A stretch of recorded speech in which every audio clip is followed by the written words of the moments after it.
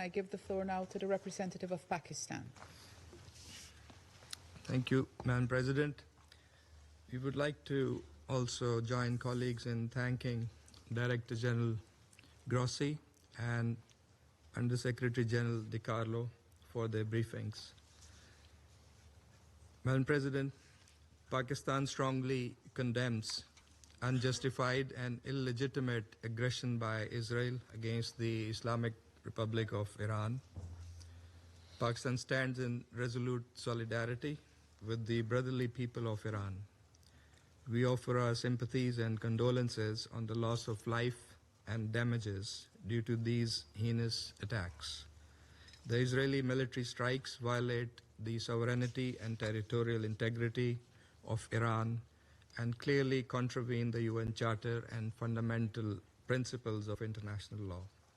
We unequivocally denounce these blatant provocations, which constitute a grave danger and a serious threat to the peace, security, and stability of the entire region and beyond, with serious implications.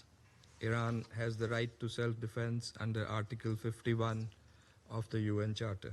Madam President, these attacks follow a dangerous pattern of Israeli irresponsible conduct marked by ongoing military operations in Gaza and repeated cross-border strikes in Syria, Lebanon, and Yemen, demonstrating a consistent and deliberate disregard for international norms. Israel's actions in the Middle East reflect a continuing pattern of unilateral militarism in flagrant violation of Article 2.4 of the UN Charter and represent acts of aggression as defined under General Assembly Resolution 3314 of 1974. Israel's serial breaches of sovereignty normalize impunity, erode the authority of the United Nations, and gravely undermine the international order.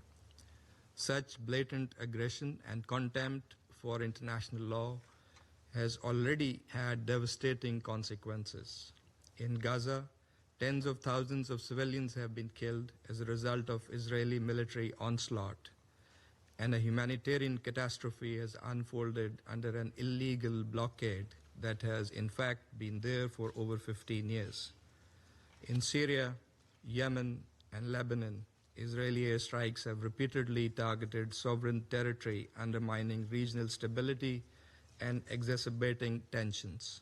The fact that these attacks against Iran have happened in the middle of a negotiations process aimed at finding a peaceful diplomatic solution to the Iranian nuclear issue makes it all the more morally repugnant and against international norms.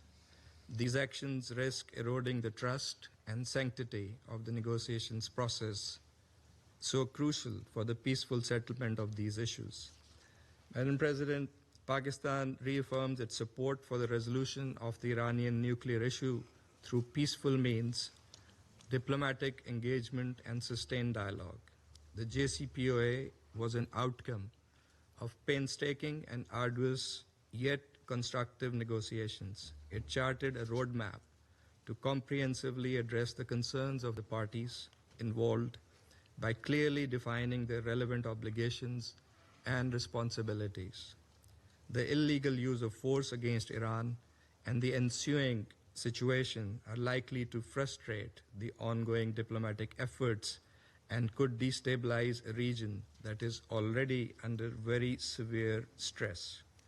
The ongoing diplomatic context to reach a negotiated deal and other endeavors to promote regional peace and security must not be allowed to be appended. It is highly regrettable that these attacks have happened when the IAEA was continuing its verification activities in Iran. Such actions threaten the IAEA's technical work, which should be supported and not disrupted. Israel has violated international law, IAEA statute, and several IAEA resolutions by attacking the IAEA safeguarded facilities. In addition to serious violation of international law, these attacks risk setting a dangerous negative precedent and pose a grave threat to safety of populations in the region and around the globe. Pakistan, as an immediate neighbor of Iran, is therefore seriously concerned. Security Council Resolution 487 strongly affirmed such attacks as a clear violation of the UN Charter, the norms of international conduct, and a serious threat to the entire IAEA safeguard regime. We call on all parties, Madam President, to fulfill their respective obligations and responsibilities and avoid escalation. Even in these testing times, diplomatic engagement and dialogue must be prioritized.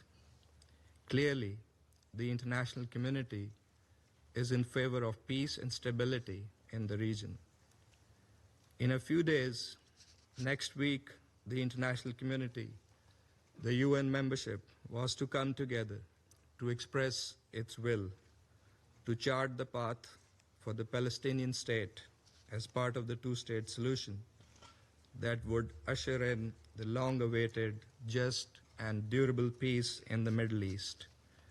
Israel's reckless and irresponsible behavior cannot be allowed to jeopardize the efforts for peace, endanger the stability of the entire region, and risk wider escalation, thereby threatening global peace and security. The Security Council bears primary responsibility to maintain international peace and security and to stop this aggression immediately. It must hold the aggressor accountable for its actions. This Council must deny Israel the free hand and the impunity with which it continues to operate in defiance of international law and international opinion. It is also our collective responsibility to reject any notions by anyone, anywhere, that seek to distort, misuse, and abuse the right of self-defense in violation of international law and the UN Charter. Finally, this Council must collectively muster the courage to take positions and adopt decisions that are in full conformity with the Charter of the United Nations. In accordance with its responsibility, the Council should encourage, support, and prioritize dialogue and diplomacy to advance peaceful resolution of conflicts. That is the only viable path forward, as many around the table have also echoed in their comments. I thank you, Madam President. I thank the representative of Pakistan for his statement.